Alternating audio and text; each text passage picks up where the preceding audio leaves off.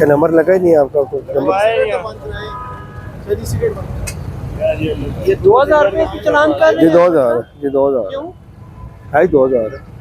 इनको और कोई नहीं मिला खाने के लिए? नहीं वो है 2000 रुपये ये भी कर 1 साल हो गया अभी 4000 है जो पीछे बंदा बैठा होगा वो भी हेलमेट पहने है नहीं कानून को चालान हो रहा है बस आप देखें ना आपको पता ही नहीं है ना एक्सक्यूज नहीं है एक्सक्यूज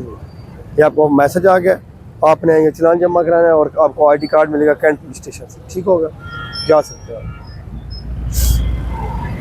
सर वैसे इधर वायलेशन रोड पे ना हमारे अलावा भी बहुत हैं जिस आप पे चलान कर रहे हैं बंदे निकाल के बाहर लेके आए हैं तो बाहर से भाई लाइन में तो लेके आए ना लाइन से लाते हैं ना सारे लेके आए कैसे लेके आए वो उड़ा के ले सारों को पकड़ो ना फिर एक दो ऐसे लेके को हमने रोड से पकड़ना है ना सर एक दो को हमने रोड से पकड़ना है